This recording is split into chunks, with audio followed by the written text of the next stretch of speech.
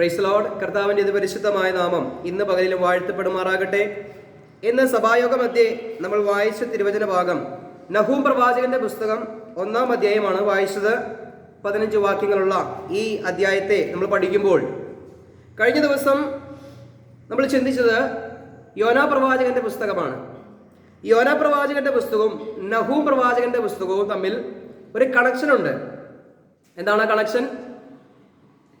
യോനാ പ്രവാചകൻ നിനവയ്ക്കെതിരെയാണ് പ്രവചിച്ചത്. അപ്പോൾ തന്നെ നഹൂം പ്രവാചകനും നിനവയ്ക്കെതിരെ തന്നെയാണ് പ്രവചിച്ചത്. ഈ രണ്ട് പ്രവചനവും നിനവേ എന്ന് പറയുന്ന രാജ്യത്തോടുള്ള ബന്ധത്തിലായിരുന്നു എന്നുള്ളത് നമുക്ക് മനസ്സിലാക്കാൻ സാധിക്കും. അപ്പോൾ തന്നെ യോനയിലൂടെ ദൈവം നിനവയോട് പ്രസംഗിച്ചത് അവർ മാനസാന്തരപ്പെട്ട് മടങ്ങി വരുവാനിടയായിത്തീർന്നു, അല്ലേ? എന്നാൽ യോനയുടെ പ്രസംഗം കേട്ട് മാനസാന്തരത്തിലേക്ക് കടന്നു വന്ന ഈ നിനവേ നിവാസികൾ വർഷങ്ങൾ കഴിഞ്ഞപ്പോൾ, ഏകദേശം ഒരു 100 വർഷം അവരുടെ രാജ്യം പുരോഗമനത്തിൽ കടന്നുപോയപ്പോൾ, എന്ന് പറഞ്ഞാൽ ദൈവത്തിന്റെ അരുളപ്പാട് കേട്ട് മാനസാന്തരപ്പെട്ട് കഴിഞ്ഞപ്പോൾ ദൈവം അവരെ അനുഗ്രഹിക്കുവാനും ഒരു വലിയ സാമ്രാജ്യ ശക്തിയായി വളരുവാനും ഇടയായിത്തീർന്നു. അപ്പോൾ ഇവിടെ എന്താ സംഭവിച്ചത്? സകല അധാർമികതയും സകല പാപവും കൊണ്ട് അവരും വഷളായി, അവർ മുഖാന്തരം ലോകത്തിലുള്ള സകല രാജ്യങ്ങളും വഷളാകുവാനിടയായിത്തീർന്നു എന്നാണ് പറയുന്നത്. അപ്പോൾ ദൈവം തന്റെ കരുണയിൽ ഈ ജനത്തോട് വീണ്ടും വീണ്ടും ഇടപെട്ട് ഇവരെ മാനസാന്തരത്തിലേക്ക് നയിച്ചതാണ്. എന്നാൽ ആ മാനസാന്തര അനുഭവം ഇവരുടെ ജീവിതത്തിൽ തുടർന്ന് പിൻപറ്റുവാൻ അവർക്ക് കഴിഞ്ഞില്ല. അതുകൊണ്ട് പിന്നെ പറയുന്നത്, ഈ പ്രവാചകൻ പ്രവചിക്കുകയാണ്, അവരുടെ നാശത്തെക്കുറിച്ച് പ്രവചിക്കുകയാണ്. ഒരു പ്രത്യേകത കൂടി കൊണ്ട്, യോന നിനവയിൽ പോയി പ്രവചിച്ചു, എന്നാൽ നഹൂം നിനവയിൽ പോയി പ്രവചിച്ചില്ല. തന്റെ ജനമായ ഇസ്രായേലിനോട് ഈ പ്രവചനം അറിയിക്കുകയാണ്. അതുകൊണ്ടാണ് 1:15 വാക്യത്തിൽ പറയുന്നത്, ഇതാ പർവ്വതങ്ങളിൽ മേൽ സുവാർത്ത ദൂതായി സമാധാനം ഘോഷിക്കുന്നവന്റെ കാൽ. യഹൂദായെ, നിന്റെ ഉത്സവങ്ങളെ ആചരിക്കുക, നിന്റെ നേർച്ചകളെ കഴിക്കുക. നിസ്സാരൻ ഇനി നിന്നിൽ കൂടി കടക്കുകയില്ല, അവന് ശേഷം ഛേദിക്കപ്പെട്ടിരിക്കുന്നു. ഞാൻ പറഞ്ഞല്ലോ, യഹൂദായോട്, ദൈവത്തിന്റെ ജനമായ ദൈവജനത്തോട് പറയുകയാണ്, അവരുടെ ബദ്ധവൈരികളായ ശത്രുരാജ്യമായ അസ്രിയൻ രാജ്യം, അതിന്റെ തലസ്ഥാന നഗരമായ നിനവേ നിവാസികൾ, അല്ലെങ്കിൽ ആ രാജ്യത്തോട് പറയുകയാണ്, ഇസ്രായേലിനെ സംബന്ധിച്ച് വലിയൊരു ശത്രു സൈന്യമാണ് നിനവേക്കുള്ളത്, അല്ലെങ്കിൽ അശൂരനുള്ളത്. ആ വലിയ സാമ്രാജ്യ ശക്തികളെ നോക്കിക്കൊണ്ട് ദൈവം തന്റെ മക്കളോട് പറയുകയാണ്, നിങ്ങൾ ഇനി അവരെ ഓർത്ത് നിങ്ങൾ ഭയപ്പെടേണ്ട. നിങ്ങൾ എന്ത് ചെയ്തു കൊള്ളുക? നിങ്ങളുടെ ഉത്സവങ്ങളെ ആഘോഷിച്ചു കൊള്ളുക, നിങ്ങളുടെ ദൈവത്തിന്റെ സന്നിധിയിൽ ആയിക്കൊള്ളുക. കാരണം നിങ്ങൾക്ക് സുവാർത്ത വരികയാണ്. നിസ്സാരൻ ഇനി നിന്നിലൂടെ കടന്നു പോവുകയില്ല. അപ്പോൾ നമ്മൾ വളരെ ശ്രദ്ധിക്കണം. ഈ വലിയ സാമ്രാജ്യ ശക്തിയെ ദൈവം പറയുന്ന വാക്കാണ് നിസ്സാരൻ, അല്ലേ? ഇസ്രായേലിനെ ദൈവം വിളിച്ചത് എന്താണ്?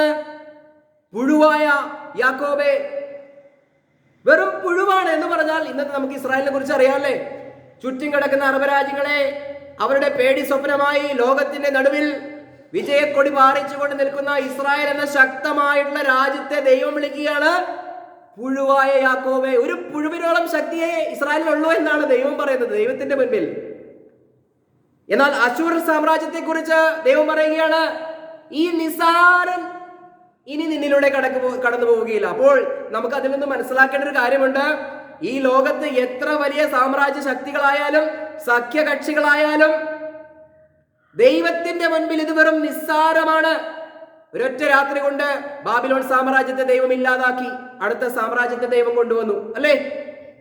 ഇങ്ങനെ ഓരോ സമയങ്ങളിലും സന്ദർഭങ്ങളിലും ഒരു കാലത്ത് കൈസർ, സീസർ എന്ന് പറഞ്ഞ് ദൈവമാണ് എന്ന് പറഞ്ഞ് വാഴ്ത്തിക്കൊണ്ടിരുന്ന ഇവരെ ആ സീസറിന്റെ അല്ലെങ്കിൽ കൈസറിന്റെ പേരെടുത്ത് ഇന്ന് നമ്മുടെ വീടുകളിൽ വളർത്തുന്ന പട്ടികൾക്ക് ദൈവം ഇട്ടുകൊടുത്തു. കൈസർ എന്ന് വിളിച്ചാൽ ഒരു പട്ടിയെ വിളിക്കുന്ന പേരാണ് കൈസർ, അല്ലെ?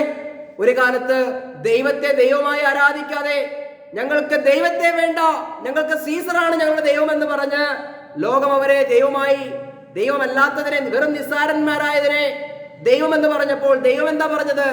അവർ ദൈവങ്ങളല്ല, വെറും മനുഷ്യരാണ്. അവരുടെ പേരെടുത്ത് ദൈവം എന്ത് ചെയ്തു? പട്ടികൾക്ക് കൊടുത്തു. കൈസർ എന്ന ആർക്കെങ്കിലും നമ്മുടെ കുഞ്ഞുങ്ങൾക്ക് പേരിടുമോ? കൈസർ എന്ന് പേരിടും. പട്ടികൾക്കോ പൂച്ചകൾക്കോ അങ്ങനെ എന്തെങ്കിലും വളർത്തു നായ്ക്കൾക്കോ ഒക്കെ നമ്മൾ പേരിട്ട് കൊടുക്കും. അല്ലാതെ മനുഷ്യർക്കാർക്കും കൈസർ എന്ന് പേരില്ല. അപ്പോൾ ദൈവത്തിന്റെ ജനത്തിന്റെ മുൻപിൽ വരുന്ന പ്രതിസന്ധികളെ നോക്കി ദൈവം പറയുകയാണ്, ചൂണ്ടിക്കാണിക്കുകയാണ്, ഈ നിസ്സാരന്മാർ ഇനി നിന്റെ നടുവിലൂടെ കടന്നു പോവുകയില്ല. നിങ്ങൾ എന്റെ സന്നദ്ധിയിൽ സന്തോഷിച്ചു കൊള്ളുക, ആശ്വസിച്ചു കൊള്ളുക എന്നുള്ള ഒരു പ്രവചനം ഇവിടെ നഹൂം പ്രവാചകൻ ഇവിടെ യഹൂദയ്ക്ക് കൊടുക്കുകയാണ്, ദൈവജനത്തിന് കൊടുക്കുകയാണ്. പക്ഷെ എന്നെ ചിന്തിപ്പിച്ചൊരു ചിന്ത, ഇന്നത്തെ പ്രസംഗത്തിന്റെ തലക്കെട്ടായി ദൈവം ചിന്തിപ്പിച്ചൊരു ചിന്ത, ദൈവത്തിന്റെ കാരുണ്യവും ദൈവത്തിന്റെ കാഠിന്യവും എന്നുള്ളൊരു ചിന്തയാണ്. അല്ലെ, ദൈവത്തിന്റെ സ്വഭാവങ്ങളെ കുറിച്ച് പഠിക്കുമ്പോൾ ദൈവത്തിന് ഒത്തിരി സ്വഭാവ സവിശേഷതയുണ്ട്. ദൈവം പരിശുദ്ധനാണ്, ദൈവം സർവ്വവ്യാപിയാണ്, സർവജ്ഞാനിയാണ്.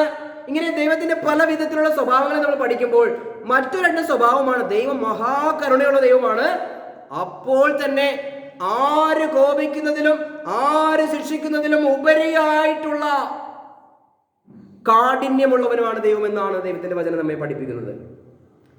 ദൈവത്തിന്റെ വചനത്തിൽ നമ്മളെ ഓർപ്പിക്കുന്നുണ്ട്, ദൈവത്തിന്റെ കൃപയും കാരുണ്യവും കാഠിന്യവും നിങ്ങളുടെ ശ്രദ്ധയിലിരിക്കട്ടെ എന്ന് റോമാലേഖനത്തിലും പറയുന്നുണ്ട്. നമുക്കത് താഴേക്ക് ചിന്തിക്കാം. അപ്പോൾ യോനാ പ്രവാചകനിലൂടെ 4:2 വാക്യത്തിൽ വായിക്കുകയാണ്, അവൻ യഹോവയോട് പ്രാർത്ഥിച്ചു, അയ്യോ യഹോവേ, ഞാൻ എൻ്റെ ദേശത്തായിരുന്നപ്പോൾ ഞാൻ പറഞ്ഞ വാക്ക് ഇത് തന്നെയല്ലയോ?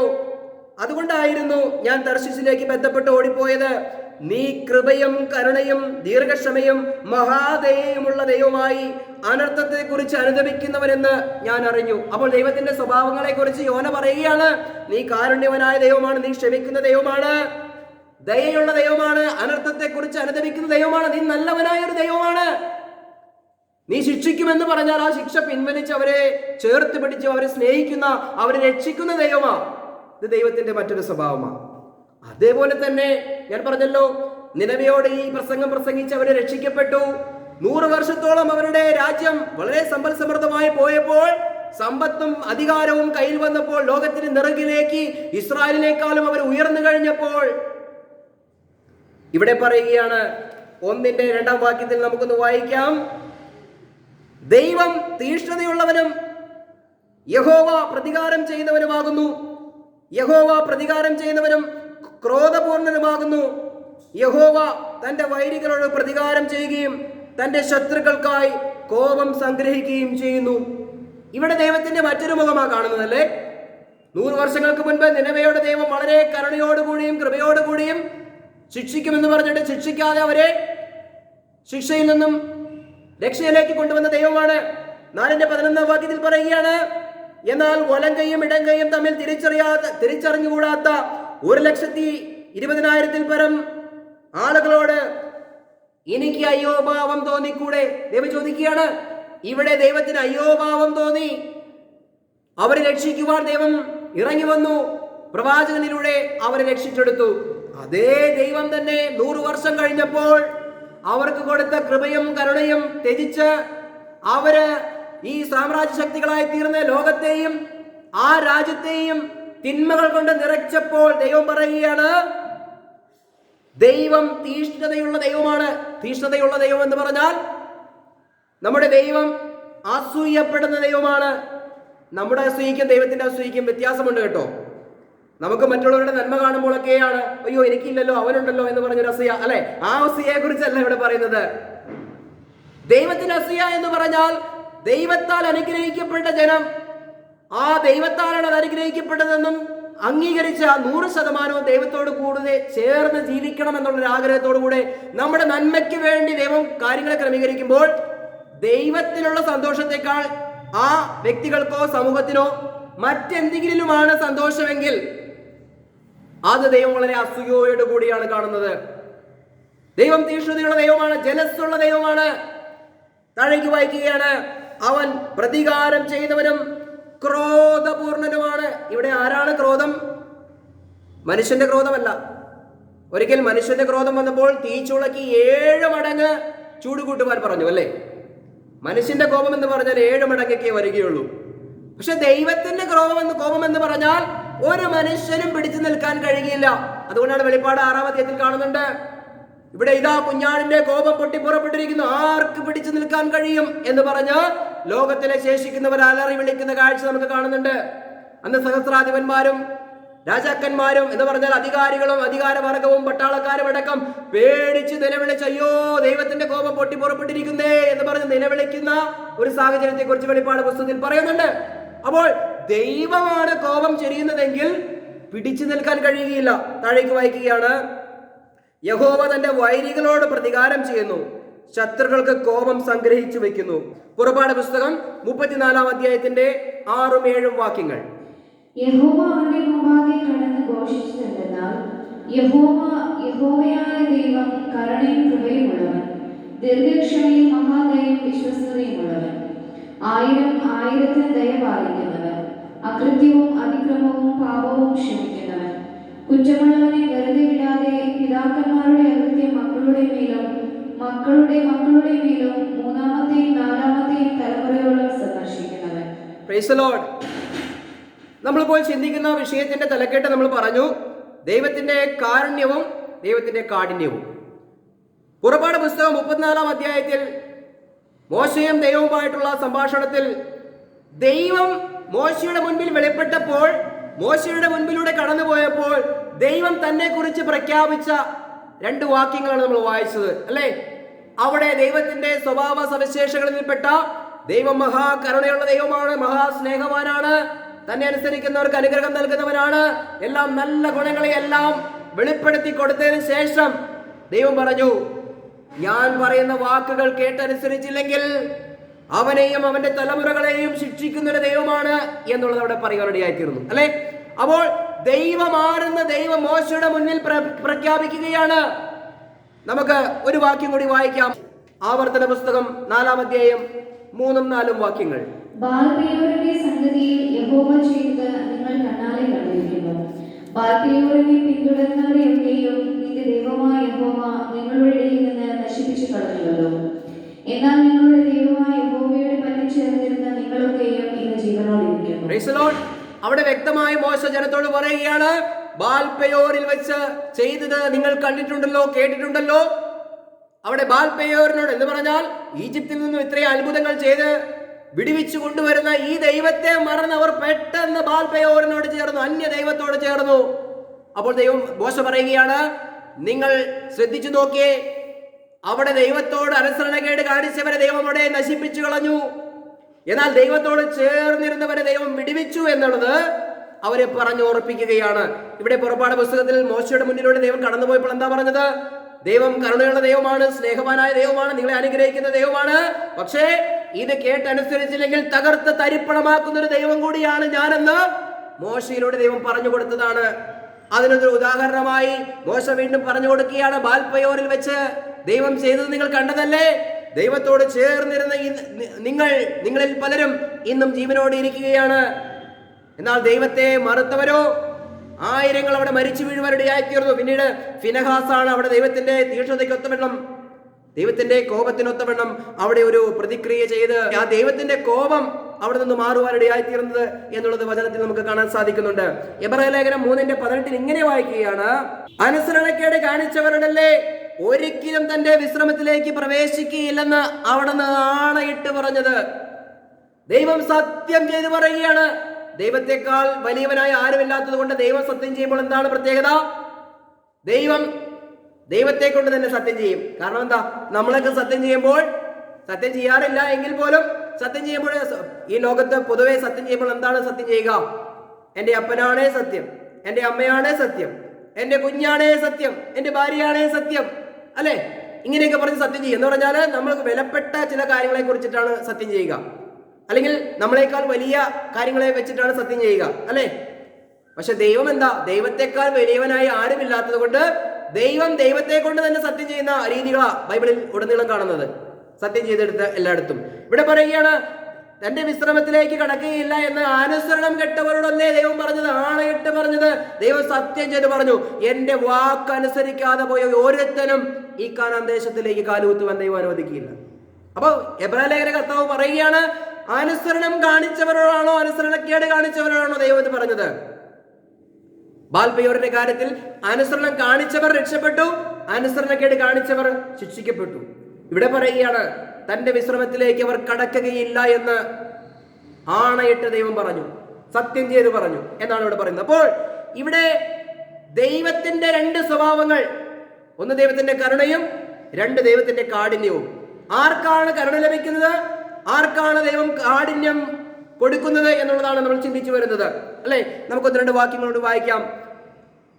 തീത്തോസിന്റെ ലേഖനം 3-ാം അധ്യായത്തിന്റെ 4-5 വാക്യങ്ങൾ. ദൈവത്തിന്റെ കരുണയെക്കുറിച്ച്, ദൈവത്തിന്റെ കരുതലിനെ കുറിച്ച് നമ്മൾ ശ്രദ്ധിക്കാൻ പോവുകയാണ്. അതിനുശേഷം ദൈവത്തിന്റെ കാഠിന്യത്തെ കുറിച്ച് നമുക്ക് ശ്രദ്ധിക്കാം.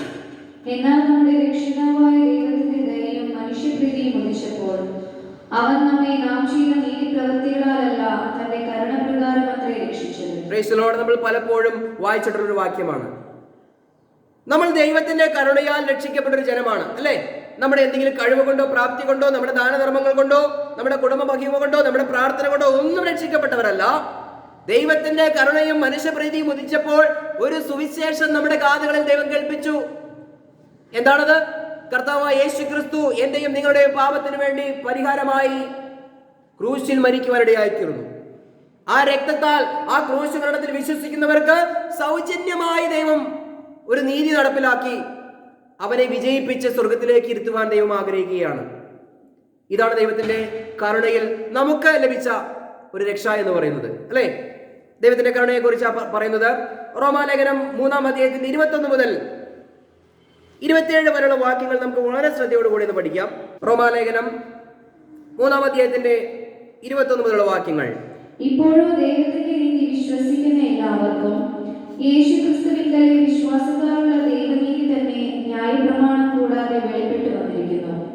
അതിന് ന്യായപ്രമാണവും പ്രവാചകന്മാരും സാക്ഷ്യം പറയുന്നു. Price the lord. നിർത്തി വായിക്കാം. ഇവിടെ പറയുകയാണ്, ഇപ്പോഴോ ദൈവത്തിന്റെ നീതി വിശ്വസിക്കുന്ന എല്ലാവർക്കും യേശു ക്രിസ്തുവിലുള്ള വിശ്വാസത്താലുള്ള ദൈവനീതി തന്നെ ന്യായപ്രമാണം കൂടാതെ വെളിപ്പെട്ടിരിക്കുന്നു. പ്രിയമുള്ളവരെ, ദൈവനീതി ന്യായപ്രമാണത്തിലൂടെയുള്ള ദൈവനീതിയല്ല ഇപ്പോൾ വെളിപ്പെട്ടിരിക്കുന്നത്, ന്യായപ്രമാണം കൂടാതെയുള്ള എന്ന് പറഞ്ഞാൽ നീ അത് ചെയ്താൽ ഞാൻ നിനക്ക് ഇത് തരാം, നീ ഇങ്ങനെ ചെയ്താൽ ഞാൻ നിന്നെ രക്ഷിക്കാം. കണ്ടീഷണലായിട്ടുള്ള ചില കാര്യങ്ങൾ വെച്ചിട്ടുള്ള പ്രവൃത്തിയാണ് ന്യായപ്രമാണം എന്ന് പറയുന്നത്, അല്ലേ? അപ്പോൾ അതൊക്കെ ചെയ്ത് ഒരു മനുഷ്യന് രക്ഷ പ്രാപിക്കാൻ പറ്റാത്ത അവസ്ഥയിൽ നമ്മൾ പെട്ടുകിടക്കുകയാണ്. കാരണം 10% ദശാംശം കൊടുക്കണം, ദശാംശത്തിൽ തെറ്റിയാൽ അവന് നിത്യതയിൽ എത്താൻ പറ്റുകയില്ലായിരുന്നു. അല്ലെങ്കിൽ 10 കൽപ്പനയിൽ ഏതെങ്കിലും ഒരു കൽപ്പന തെറ്റിച്ചു കഴിഞ്ഞാൽ അവന് നിത്യജീവൻ അവകാശമാക്കാൻ കഴിയില്ലായിരുന്നു. അപ്പോൾ 10 കൽപ്പനയും യഹൂദന ദൈവം കൊടുത്ത മറ്റുള്ള 600 ചിലവാനും പ്രമാണങ്ങളും അനുസരിച്ച് കറ തീർന്ന ഒരു മനുഷ്യനായി അങ്ങനെയായിരുന്നു രക്ഷയിലേക്ക് പോകുവാൻ ഇടയുണ്ടായിരുന്നത്. പക്ഷെ ഇവിടെ പറയുകയാണ്, ന്യായപ്രമാണം കൂടാതെയുള്ള ഒരു രക്ഷ ദൈവം തന്നിരിക്കുകയാണ്. ഇവിടെ പറയുകയാണ്, ന്യായപ്രമാണം കൂടാതെ ദൈവത്തിന്റെ നീതി വെളിപ്പെട്ടിരിക്കുകയാണ്. അതിന്റെ 24-ാം വാക്യം മുതൽ വായിക്കാം. അവന്റെ കൃപയാൽ ക്രിസ്തു യേശുവിലെ വീണ്ടെടുപ്പ് മൂലം സൗജന്യമായത്രേ നീതീകരിക്കപ്പെടുന്നത്. വിശ്വസിക്കുന്നവർക്ക് അവൻ തന്റെ രക്തം മൂലം പ്രായശ്ചിത്തമാകുവാൻ ദൈവം അവനെ പരസ്യമായി നിർത്തിയിരിക്കുന്നു. Price the Lord. ഇവിടെ എന്താ വായിച്ചത്? അവന്റെ കൃപയാൽ യേശു ക്രിസ്തുവിന്റെ വീണ്ടെടുപ്പ് മൂലം സൗജന്യമായത്ര നീതീകരിക്കപ്പെടുന്നത്. സൗജന്യം എന്ന് പറഞ്ഞാൽ 100% സൗജന്യം. വിശ്വസിക്കുന്നവർക്ക് അവൻ തന്റെ രക്തം മൂലം പ്രായശ്ചിത്തമാകുവാൻ ദൈവം അവനെ പരസ്യമായി നിർത്തിയിരിക്കുന്നു. ദൈവം തന്റെ പൊറുമയിൽ, ദൈവം തന്റെ ക്ഷമയിൽ മുൻകഴിഞ്ഞ പാപങ്ങളെ ശിക്ഷിക്കാതെ വിടുക നിമിത്തം, പാപമില്ലാഞ്ഞിട്ടല്ല, ലംഘനമില്ലാഞ്ഞിട്ടല്ല, നമ്മൾ നീതിമാന്മാരായിട്ടല്ല, ദൈവം ഇവിടെ സൗജന്യമായി വിശ്വസിക്കുന്നവരെ രക്ഷപ്പെടുത്തുവാൻ ദൈവം ഒരു പദ്ധതി ഒരുക്കി എന്നാണ് പറയുന്നത്, അല്ലെ? എന്ത് പദ്ധതിയാണത്? കർത്താവ് ക്രൂശിൽ നിവർത്തിച്ച രക്ഷണ്യ പദ്ധതിയിൽ വിശ്വസിച്ചാൽ, നമ്മുടെ നീതി കൊണ്ടല്ല, നമ്മുടെ പ്രവൃത്തി കൊണ്ടല്ല, ന്യായപ്രമാണം അനുസരിച്ചത് കൊണ്ടല്ല, ഇതൊന്നും കൂടാതെ വിശ്വസിച്ചു എന്നുള്ള ഒരൊറ്റ കാരണം കൊണ്ട് ദൈവം നമുക്ക് ദാനമായി രക്ഷ നൽകിയിരിക്കുകയാണ് എന്നാണ് ഇവിടെ പറയുന്നത്. എന്തിനാണ്? തന്റെ നീതിയെ പ്രദർശിപ്പിക്കാൻ തന്നെ ദൈവം ഇങ്ങനെ ചെയ്തു എന്നാണ് പറയുന്നത്. അപ്പൊ ദൈവം നീതിമാനാണ്. ദൈവത്തിന്റെ സൃഷ്ടികളോട് ദൈവം നീതി കാണിക്കണം, അല്ലെ? ദൈവമാണ് നമ്മളെ എല്ലാവരെയും സൃഷ്ടിച്ചത്.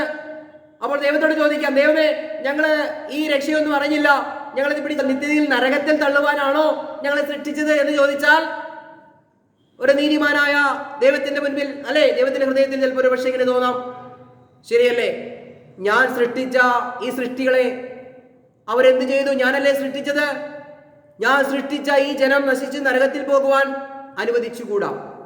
അതുകൊണ്ട് ദൈവം തന്റെ നീതി പ്രദർശിപ്പിക്കുകയാണ്. ഇനി നിങ്ങൾ എത്ര പാപികളായിരുന്നാലും, നിങ്ങൾ എങ്ങനത്തെ മനുഷ്യരായിരുന്നാലും, ഇതാ സൗജന്യമായി ഞാൻ നിങ്ങളെ സ്വർഗത്തിൽ കൊണ്ടുപോകാം. കാരണം ദൈവത്തിന്റെ ഉത്തരവാദിത്തമാണ് സൃഷ്ടിച്ച എല്ലാവരെയും രക്ഷയിലേക്ക് കൊണ്ടുവരിക എന്നുള്ളത്. Price the Lord. ദൈവം നീതിമാനാണ്. ദൈവത്തിന്റെ നീതി പ്രദർശിപ്പിക്കുകയാണ്. ആ നീതിയുടെ പ്രദർശനം എവിടെയായിരുന്നു?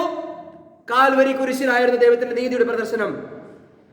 സകല മാനവകുലത്തിനും വേണ്ടി ദൈവം സൃഷ്ടിച്ച സകല മനുഷ്യരും, അതും ഒന്നും ചെയ്യാതെ വിശ്വാസത്താൽ സൗജന്യമായി നീതീകരിക്കപ്പെട്ട് രക്ഷിക്കപ്പെടുവാനുള്ള ഒരു അവസരം ദൈവം തന്നിരിക്കുക. ഇത് ചെയ്ത ദൈവം നീതിമാനല്ലേ? ഇത് ചെയ്ത ദൈവം കാരുണ്യവാനല്ലേ? ദൈവത്തിന്റെ സകല ഗുണങ്ങളും ഈ ഒരു പ്രവൃത്തിയിൽ അടങ്ങിയിരിക്കുന്നില്ലേ? ദൈവത്തിന്റെ എല്ലാവിധ സൽഗുണങ്ങളും ദൈവത്തിന്റെ ക്രൂശിലാണ് ദൈവം പ്രകടിപ്പിച്ചത്. മനസ്സിലായോ? അതാണ് ഇവിടെ പറഞ്ഞത്. മനുഷ്യന്റെ പ്രവൃത്തികൾ കൊണ്ടല്ല, നാം ചെയ്ത നീതി പ്രവൃത്തി കൊണ്ടല്ല, ദൈവത്തിന്റെ മനുഷ്യപ്രീതിയും ദൈവത്തിന്റെ കൃപയും കരുണയും ഉദിച്ചപ്പോൾ നമുക്ക് രക്ഷ കൈവന്നു എന്ന് തീത്തോസിന്റെ ലേഖനത്തിൽ 3-ാം അധ്യായത്തിൽ നമ്മൾ വായിച്ചത്. അതാണ് റോമാലേഖനം 3-ാം അധ്യായത്തിൽ ഇങ്ങനെ വായിക്കുന്നത്. മനസ്സിലായോ? അപ്പോൾ നമുക്ക് ഇവിടെ കാരുണ്യവാനായ ദൈവത്തിന്റെ സൗജന്യമായ രക്ഷ കൈവന്നിരിക്കുകയാണ്. ഇത് നമ്മൾ ഏറ്റെടുത്തു, അനുഗ്രഹം പ്രാപിച്ചു. ക്രിസ്തുവിലായിരിക്കുന്നവർക്ക് ഇനി ഒരു ശിക്ഷാവിധിയില്ല എന്ന് ദൈവം പറയുകയാണ്. വിരോധമായി ഉണ്ടായിരുന്ന കയ്യെഴുത്തുകൾ ദൈവം അയച്ചു കളഞ്ഞു. നമുക്ക് കുറ്റമില്ലാഞ്ഞിട്ടല്ല, നമ്മൾ തെറ്റ് ചെയ്തിട്ടല്ല, നമ്മുടെ കുറ്റങ്ങളും പാപങ്ങളും ദൈവം ക്ഷമിച്ചു. ദൈവം ക്ഷമിച്ചു തന്നാൽ, അല്ലെ, ദാവീദും വർണ്ണിക്കുന്നുണ്ട്, പഴയ നിയമ പ്രവാചകന്മാരും വർണ്ണിക്കുന്നുണ്ട്. ദൈവം ലംഘനം കണക്കിടാതെ ക്ഷമിച്ചു തന്നവന്റെ ഭാഗ്യത്തെ കുറിച്ച് ദാവീദ് പറയുന്നുണ്ട്. അങ്ങനെ ഒരു ഭാഗ്യമാണ്, അങ്ങനെ ഒരു രക്ഷയാണ് നമുക്ക് ലഭിച്ചിരിക്കുന്നത്. നമുക്കിവിടെ ഭൂമിയിൽ വീടില്ലെങ്കിലും ഒന്നുമില്ലെങ്കിലും സ്വർഗത്തിൽ നമുക്ക് വേണ്ടി ദൈവം ഒരുക്കിയിരിക്കുകയാണ്. സ്വർഗത്തിലേക്ക് പോകുവാൻ, നമുക്ക് രോഗമില്ലാത്ത ഒരു രൂപാന്തരപ്പെട്ട ശരീരം തരുവാൻ ദൈവം ആഗ്രഹിച്ച് ഈ രക്ഷയുടെ സുവിശേഷം നമ്മളെ വരവേൽപ്പിച്ചിരിക്കുകയാണ്. മനസ്സിലായോ? നമ്മൾ യോനയുടെ പ്രവാചകന്റെ പുസ്തകവും നഹൂമിന്റെയും കൂട്ടി പഠിക്കുമ്പോൾ ദൈവത്തിന്റെ കരുണയും ദൈവത്തിന്റെ ക്രോധവും നമ്മൾ എന്ത് ചെയ്യണം? ദൈവത്തിന്റെ കരുണയും ദൈവത്തിന്റെ ക്രോധവും നമ്മൾ മനസ്സിലാക്കിയിരിക്കണം. അപ്പോൾ ചിന്തിക്കും, അത് പഴയ നിയമത്തിലല്ലേ? ആ പഴയ നിയമമായിട്ട് നമുക്ക് ബന്ധമില്ലല്ലോ, ന്യായപ്രമാണമായിട്ട് നമുക്ക് ബന്ധമൊന്നുമില്ലല്ലോ. ശരിയായിരിക്കാം, ന്യായപ്രമാണമായിട്ട് നമുക്ക് ബന്ധമൊന്നുമില്ലായിരിക്കാം. പക്ഷേ പൗലോസ് അപ്പോസ്തലൻ പറയുന്നുണ്ട്, അതെല്ലാം നമ്മുടെ ദൃഷ്ടാന്തത്തിനായി എഴുതി വെച്ചിരിക്കുന്നു, നമുക്ക് ബുദ്ധിപദേശത്തിനായി എഴുതിയിരിക്കുന്നു. തന്നെയുമല്ല, പൗലോസും കൃപയുടെ സുവിശേഷത്തിൽ അനേകം കാര്യങ്ങൾ ദൈവത്തിന്റെ ഈ സ്വഭാവ സവിശേഷതയെ കുറിച്ച് വ്യക്തമായി രേഖപ്പെടുത്തി വെച്ചിട്ടുണ്ട്. ഇപ്പോൾ നമ്മൾ ചിന്തിച്ചത് എന്താണ്? ദൈവത്തിന്റെ കരുണയും ദീർഘക്ഷമയും ദൈവത്തിന്റെ വിശ്വസ്തതയും ദൈവം ഒരുക്കിയിരിക്കുന്ന രക്ഷയെ കുറിച്ചുമാണ് നമ്മൾ ചിന്തിച്ചത്. ദൈവത്തിന്റെ കരുണയെ കുറിച്ചാണ് നമ്മൾ ചിന്തിച്ചത്. ഇനി ദൈവം തന്റെ തീക്ഷ്ണതയിൽ ദൈവത്തിന്റെ കോപം എന്താണ്, അല്ലെങ്കിൽ ദൈവത്തിന്റെ കോപം എങ്ങനെയാണ് പ്രകടിപ്പിക്കുന്നത് എന്നുള്ളത് നമുക്കൊന്ന് മനസ്സിലാക്കാം. നഹൂം പ്രവാചകന്റെ പുസ്തകം 1-ാം അധ്യായത്തിന്റെ 2-ാം വാക്യത്തിൽ നമ്മൾ വായിച്ചപ്പോൾ അവിടെ ചില പദങ്ങൾ നമ്മൾ ശ്രദ്ധിച്ചു. തീക്ഷ്ണതയുള്ള ദൈവമാണ്, ഗോഡ് ഈസ് ജലസ് എന്നാണ് അവിടെ പറഞ്ഞിരിക്കുന്നത്. അപ്പോൾ തന്നെ എസെക്കിയേൽ 8:3 പറയുന്നുണ്ട്, കണ്ടോ പ്രവാചക, എന്നെ തീക്ഷ്ണവാനാക്കുന്ന തരത്തിൽ, എന്നെ അസൂയപ്പെടുത്തുന്ന തരത്തിൽ ആലയത്തിലിരിക്കുന്ന മ്ലേച്ഛത കണ്ടോ എന്ന് പറയുന്നുണ്ട്. പ്രിയമുള്ളവരെ, ഈ അസൂയ എന്ന് പറയുന്നത് ഞാൻ പറഞ്ഞു, മനുഷ്യനുണ്ടാകുന്ന പോലെ അസൂയയല്ല. ദൈവത്തിന്റെ ജനം ദൈവത്തിന്റെ നന്മയെ അനുഭവിച്ചിട്ട് ദൈവത്തെക്കാൾ ഉപരിയായി മറ്റൊന്നിൽ നമ്മൾ സന്തോഷം കണ്ടെത്താൻ പോകുമ്പോൾ അത് ദൈവത്തിന് അസൂയയ്ക്ക് കാരണമായി തീരുന്നു. മനസ്സിലായോ? ദൈവത്തിന്റെ മറ്റൊരു സ്വഭാവത്തെ കുറിച്ചാണ് ഇനി നമ്മൾ ചിന്തിക്കാൻ പോകുന്നത്. റോമാലേഖനം 2-ാം അധ്യായത്തിന്റെ 4 മുതൽ 11 വരെയുള്ള വാക്യങ്ങൾ നമുക്കൊന്ന് എടുക്കാം. റോമാലേഖനം 2-ാം അധ്യായത്തിന്റെ 4 മുതൽ 11 വരെയുള്ള വാക്യങ്ങൾ നിർത്തി വായിക്കാം. അല്ലാ, ദൈവത്തിന്റെ ദയ നിന്നെ മാനസാന്തരത്തിലേക്ക് നടത്തുന്നു എന്ന് അറിയാതെ നീ അവന്റെ ദയാക്ഷമ ദീർഘക്ഷാന്തി എന്നിവയുടെ ഐശ്വര്യം നിരസിക്കുന്നുവോ? എന്നാൽ നിന്റെ കാഠിന്യത്താലും അനുതാപമില്ലാത്ത ഹൃദയത്താലും നീ ദൈവത്തിന്റെ നീതിയുള്ള വിധി വെളിപ്പെടുന്ന കോപ ദിവസത്തേക്ക് നിനക്ക് തന്നെ കോപം ചരടിച്ചു വെക്കുന്നു. Price the Lord. ഇവിടെ പൗലോസ് അപ്പോസ്തലൻ പറയുകയാണ്, അല്ല, ദൈവത്തിന്റെ ദയ നിന്നെ മാനസാന്തരത്തിലേക്ക് നടത്തുമെന്ന് അറിയാതെ നീ അവന്റെ ദയ, ക്ഷമ, ദീർഘശാന്തി എന്നിവയുടെ ഐശ്വര്യം നിരസിക്കുന്നുവോ? ദൈവം എന്താ പറഞ്ഞത്? ആദ്യം നമ്മളോട് കാണിച്ച കരുണയെക്കുറിച്ച് നമ്മൾ ചിന്തിച്ചു. നമ്മുടെ പ്രവൃത്തി കൊണ്ടല്ല, ദൈവത്തിന്റെ മനുഷ്യപ്രീതിയും ദൈവത്തിന്റെ കരുണയും ഉദിച്ചപ്പോൾ നമുക്കൊരു രക്ഷദാനമായി നൽകി. നമ്മുടെ പ്രവൃത്തി കൊണ്ടല്ല, ദൈവം തന്റെ നീതി പ്രദർശിപ്പിക്കുകയാണ്. തന്റെ സൃഷ്ടികളോടുള്ള ദൈവത്തിന്റെ നീതി, എല്ലാവർക്കും സൗജന്യമായ രക്ഷ. ഇത് ദൈവം ചെയ്തത്, ഈ ദൈവത്തിന്റെ ഈ ക്ഷമ നീ കൂട്ടാക്കാതെ, കാര്യമാക്കാതെ നിന്റെ ഇഷ്ടത്തിന് നടക്കുവാനുള്ള ഉദ്ദേശമാണ് നിനക്കുള്ളത് എന്ന് ചോദിച്ചിട്ട് പറയുകയാണ്. ദൈവം പറയുകയാണ്, നിന്റെ ദൈവത്തിന്റെ നീതിയുള്ള വിധി വെളിപ്പെടുന്ന കോപ ദിവസത്തിലേക്ക് നിനക്ക് തന്നെ കോപം ചരുതിച്ചു വെക്കുന്നു. ഇത്ര വലിയ രക്ഷാകര പദ്ധതി ദൈവം നമ്മുടെ മുന്നിലേക്ക് വെച്ചിട്ട് ഇത് നമ്മൾ കണക്ക് കൂട്ടാതെ, ഇതിനെ നിസ്സാരമായി കരുതി നമ്മുടെ ഈ ലോകത്തിന്റെ ഇമ്പങ്ങൾക്ക് വേണ്ടി ജീവിക്കുകയാണെങ്കിൽ പൗലോസ് പറയുകയാണ്, നിങ്ങൾ കോപം ചരുതിച്ചു വെക്കുകയാണ്. കോപം ചരുതിച്ചു വെക്കുക എന്ന് പറഞ്ഞാൽ എന്താണ്? നമ്മൾ കാശ് കൊടുക്കുകയിൽ പൈസ ഇങ്ങനെ കൂട്ടി കൂട്ടി വെക്കുകയില്ലേ? അത് നിറഞ്ഞു കഴിയുമ്പോൾ പൊട്ടിക്കുമല്ലേ? അപ്പൊ നമുക്ക് പൈസ കിട്ടും. ഇതുപോലെ ദൈവം ഓരോ മനുഷ്യരുടെയും പാപങ്ങൾ അവർക്ക് അവസരം കൊടുത്തിട്ടും, സൗജന്യമായി രക്ഷിക്കപ്പെടുവാനുള്ള അവസരം കൊടുത്തിട്ടും, ഒരു പ്രവൃത്തിയും കൂടാതെയുള്ള രക്ഷ, ഇതൊന്ന് വിശ്വസിച്ചാൽ മതി എന്ന് പറഞ്ഞു തന്നിട്ട് പോലും, ഓ ഇതൊക്കെ ദൈവത്തിന്റെ കാര്യമല്ലേ, ഇതൊക്കെ വെറുതെ പറയുന്നതല്ലേ, ഇത് ദൈവത്തിന്റെ ഈ ദീർഘക്ഷമയും കാരുണ്യവും ദൈവത്തിന്റെ പദ്ധതിയും മനസ്സിലാക്കാതെ നിസ്സാരമായി പോവുകയാണെങ്കിൽ ഒന്ന് മനസ്സിലാക്കിക്കൊള്ളണം, ഈ സുവിശേഷം തിരസ്കരിക്കുന്നുവെങ്കിൽ അവർക്ക് വേണ്ടി ദൈവം കോപം ചരുതിച്ചു വെക്കുന്നു, ക്രോധം കൂട്ടി കൂട്ടി വെക്കുന്നു. ഒരു ദിവസം അത് പലിശയും കൂട്ടുപലിശയും ചേർന്ന് ജനുവരി 1 തന്നെ നമുക്ക് തരുവാനിടയായിത്തീരും. Praise the lord. ജനുവരി 1 എന്ന് പറയുമ്പോൾ ആരും തെറ്റിദ്ധരിക്കേണ്ട, കൃത്യമായിട്ടുള്ള കണക്ക് തീർക്കുന്ന ഒരു ദിവസമുണ്ട്. അന്ന് ദൈവം നീയും അത് നമുക്ക് തരും എന്നുള്ളതാണ് മനസ്സിലാക്കാൻ സാധിക്കുന്നത്. 6-ാമത്തെ വാക്യം, അവൻ ഓരോരുത്തന് അവനവന്റെ പ്രവൃത്തിക്ക് തക്ക പകരം ചെയ്യും. നല്ല പ്രവൃത്തിക്ക് വേണ്ടുന്ന സ്ഥിരത കൊണ്ട് തേജസ്സും മാനവും അക്ഷയതയും അന്വേഷിക്കുന്നവർക്ക് നിത്യജീവനം, ശാഠ്യം കൊണ്ട് സത്യം അനുസരിക്കാതെ അനീതി അനുസരിക്കുന്നവർക്ക് കോപവും ക്രോധവും കൊടുക്കും. നോക്കാം, കണ്ടു, ഇവിടെ എന്താ പറഞ്ഞിരിക്കുന്നത്? അവരവരുടെ പ്രവൃത്തികൾക്ക് ചേർന്ന വിധത്തിൽ ദൈവം ചെയ്യും, പകരം തരുമെന്നാ പറഞ്ഞിരിക്കുന്നത്. അപ്പോൾ തന്നെ പറയുകയാണ്, മാനവും തേജസ്സും അക്ഷയതയും അന്വേഷിക്കുന്നവർക്ക് എന്താ കൊടുക്കുന്നത്? ദൈവം നിത്യജീവൻ കൊടുക്കും. അക്ഷയത, ക്ഷയിച്ചു പോകാത്തതാണ് അന്വേഷിക്കുന്നതെങ്കിൽ, ആ നിത്യമായി നിൽക്കുന്ന ഒന്നിനെയാണ് അന്വേഷിക്കുന്നതെങ്കിൽ അവർക്കാണ് നിത്യജീവൻ കൊടുക്കുന്നത്. ക്ഷയിച്ചു പോകാത്തത് എന്താണ്? രൂപാന്തരപ്പെട്ട ഒരു ശരീരത്തെയാണ് നമ്മൾ ആഗ്രഹിക്കുന്നതെങ്കിൽ, ആ സ്വർഗീയ പ്രത്യാശയാണ്, ആ നിത്യനായ ദൈവത്തെയാണ് നമ്മൾ ആഗ്രഹിക്കുന്നതെങ്കിൽ അതൊന്നും ക്ഷയിച്ചു പോകാത്തതാണ്. എന്ന് പറഞ്ഞാൽ നശിച്ചു പോകാത്തതാണ്, നിത്യമായി നിൽക്കുന്നത് തന്നെയാണ് നമ്മുടെ പ്രത്യാശയെങ്കിൽ, നമ്മുടെ ഇഷ്ടം ആ നിത്യമായി നിൽക്കുന്ന ഒന്നിലാണോ, അതോ കൊല്ലം കൊല്ലം വരുന്ന ന്യൂ ഇയർ പാർട്ടികൾ ആഘോഷിക്കുക, ക്രിസ്മസ് ആഘോഷിക്കുക, മറ്റുള്ള ആഘോഷങ്ങളിൽ പങ്കെടുക്കുക, ഈ നശിച്ചു പോകുന്ന ഈ ലോകത്തിന്റെ വ്യവസ്ഥകളിൽ സന്തോഷിക്കുന്ന ഒരുവനെ കുറിച്ച് ദൈവത്തിന് ഒരു തരം അസൂയയുണ്ട് എന്നുള്ളതാണ് നമ്മൾ നേരത്തെ ചിന്തിച്ചത്. കാരണം എന്താ? ദൈവത്തിൽ സന്തോഷിക്കാൻ കഴിയുന്നില്ല, ഭാര്യയ്ക്ക് ഭർത്താവിലോ ഭർത്താവിന് ഭാര്യയിലോ സന്തോഷിക്കാൻ കഴിയുന്നില്ല, പുറത്തുപോയി ലോകത്തിന്റെ എന്റർടൈൻമെന്റുകളിലാണ് സന്തോഷിക്കാൻ കഴിയുന്നതെങ്കിൽ എന്നാലോചിച്ച് നോക്കി. സ്വന്തം കുടുംബത്തിൽ പരസ്പരം സന്തോഷിക്കാൻ കഴിയുന്നില്ല. സഭാപ്രസംഗിൽ ഒരു വാക്യമുണ്ട്, കൺമുൻപിലുള്ളത് കൊണ്ട് തൃപ്തിപ്പെടുന്നതാണ് സങ്കല്പത്തിൽ അലയുന്നതിനേക്കാൾ നല്ലത്. എന്റെ കൺമുമ്പിൽ എന്താ? എന്നെ സംബന്ധിച്ച് എന്റെ കൺമുമ്പിൽ എന്താ ഉള്ളത്? എന്റെ ഭാര്യയുണ്ട്, എന്റെ മോളുണ്ട്, എന്റെ അപ്പനുണ്ട്, എന്റെ അമ്മയുണ്ട്, ദൈവസഭയുണ്ട്, കൂട്ടായ്മയുണ്ട്, അല്ലേ? അത്യാവശ്യം ബന്ധുമിത്രാദികളൊക്കെയും ഉണ്ട്. ഇതെല്ലാ കാര്യങ്ങളും ചന്തവും ഉചിതമായി ഉള്ളതിൽ സന്തോഷിക്കേണ്ടത് ആവശ്യമാണ്, ഉള്ളതിൽ തൃപ്തിപ്പെടേണ്ടത് ആവശ്യമാണ്. കൺമുൻപിൽ ഉള്ളത് കൊണ്ട് അതിൽ തൃപ്തിയുള്ള ഒരു മനസ്സുണ്ടായിരിക്കണം. എന്നാൽ ഇതിലൊന്നും തൃപ്തിയില്ല, മറ്റെന്തിലൊക്കെയാണ്, അയ്യോ അതുണ്ടായിരുന്നെങ്കിൽ കൊള്ളായിരുന്നു, അപ്പുറത്തെ വീട്ടിൽ കണ്ടില്ലേ, നമ്മുടെ വീട്ടിൽ വല്ലതുമുണ്ടോ? അപ്പോൾ എന്താണ്? സങ്കല്പത്തിൽ അലയുകയാണ്. കൺമുൻപിൽ ഉള്ളത് കൊണ്ട് തൃപ്തിപ്പെടാൻ കഴിയുന്നില്ല. വീട്ടിലുള്ളത് ചിലപ്പോൾ ഒരു പക്ഷേ ചോറും ചാളക്കറിയുമായിരിക്കും. അപ്പോൾ നമ്മൾ ചിന്തിക്കുക, അയ്യോ അവർ ഇന്നലെ അൽഫാം കഴിക്കുന്നത് ഞാൻ കണ്ടതാണല്ലോ, എൻ്റെ വീട്ടിൽ ഈ ചാളക്കറി മാത്രമുള്ളല്ലോ. അപ്പോൾ എന്താണ് ഉണ്ടാകുന്നത്? ദൈവത്തിന്റെ വചനം വയലേറ്റ് ചെയ്യുകയാണ്. ദൈവം എന്താ പറയുന്നത്? കൺമുൻപിലുള്ളത് കൊണ്ട് തൃപ്തിപ്പെടണമെന്നാ പറയുന്നത്. സങ്കല്പത്തിൽ അലയാതിരിക്കുക എന്നാണ് വചനം പറയുന്നത്. ഞാൻ പറയുന്നതിന്റെ സാരം മനസ്സിലായോ? നമ്മുടെ കൺമുൻപിലുള്ളത് കൊണ്ട് സംതൃപ്തനാണെങ്കിൽ, ഞാൻ എൻ്റെ കുടുംബജീവിതത്തിൽ ഞാൻ സംതൃപ്തനാണ്. ഏതർത്ഥത്തിൽ? എൻ്റെ കൺമുമ്പിലുള്ളത് കൊണ്ട് ഞാൻ സംതൃപ്തനാണ്. അയ്യോ എനിക്കത് കിട്ടിയില്ലല്ലോ, അയ്യോ എനിക്ക് UK പോകാൻ കഴിഞ്ഞില്ലല്ലോ, അയ്യോ എനിക്ക് ഈ സുവിശേഷ വേലയാണല്ലോ. ഞാൻ 8 വർഷം ഗൾഫിൽ ജോലി ചെയ്തതാ.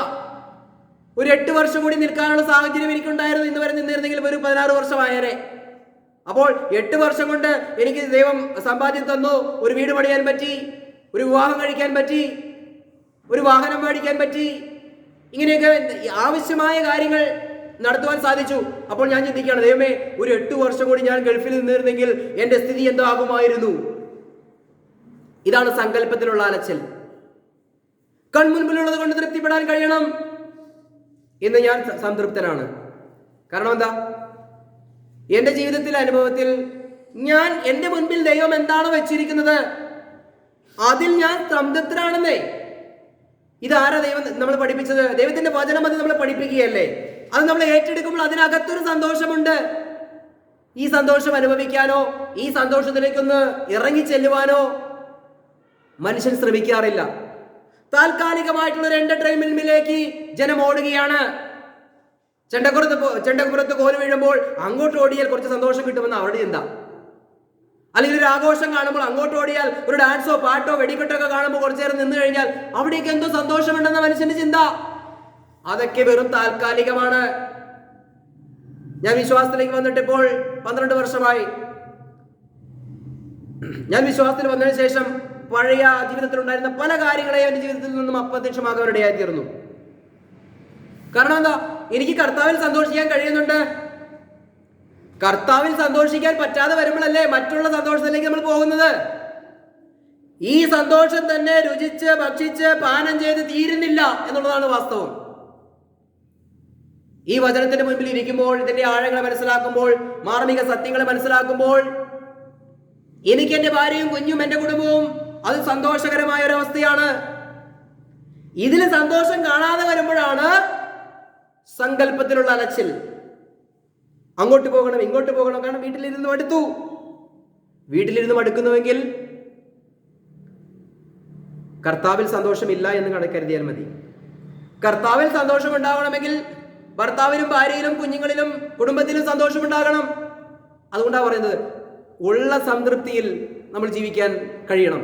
അങ്ങനെ ഉള്ളതിൽ നമ്മൾ സന്തോഷവാന്മാരുടെ ഇരിക്കുവാൻ കഴിയും. അത് വളരെ അനുഗ്രഹമായിട്ടുള്ള അവസ്ഥയാണ്. കർത്താവ് പറഞ്ഞല്ലേ, അടങ്ങി പാർക്കുന്നതിലും ആശ്രയിക്കുന്നതിലുമാണ് നിങ്ങൾക്ക് നന്മയോട് ഇരിക്കുന്നത്. യെശയ്യാപ്രവാചകന്റെ പുസ്തകം 30:15 വാക്യം. അടങ്ങി പാർക്കുന്നതിലും ആശ്രയിക്കുന്നതിലുമാണ് നിങ്ങളുടെ ബലം. ദൈവം പറയുകയാണ്, എന്റെ സന്നിധിയിൽ നിങ്ങൾ അടങ്ങി പാർക്ക്, എന്നിൽ ആശ്രയിച്ചിരിക്കുക. അതാണ് നിങ്ങളുടെ ബലം, ശക്തി. പക്ഷെ അവിടെ തന്നെ ദൈവം പറയാണ്, ഞാൻ അങ്ങനെ പറയുമ്പോൾ നിങ്ങൾക്ക് കേൾക്കാൻ മനസ്സില്ല. ഇല്ല, ഞാൻ അടങ്ങി പാർക്കുകയില്ല, ഞാൻ കുതിരപ്പുറത്ത് കയറി ഓടും. അപ്പോൾ ദൈവം പറയാണ്, നിങ്ങൾ കുതിരപ്പുറത്ത് കയറി ഓടിക്കോ, നിങ്ങളെ പിന്തുടരുന്ന ശത്രുക്കൾ തുരകങ്ങളിൽ വരും.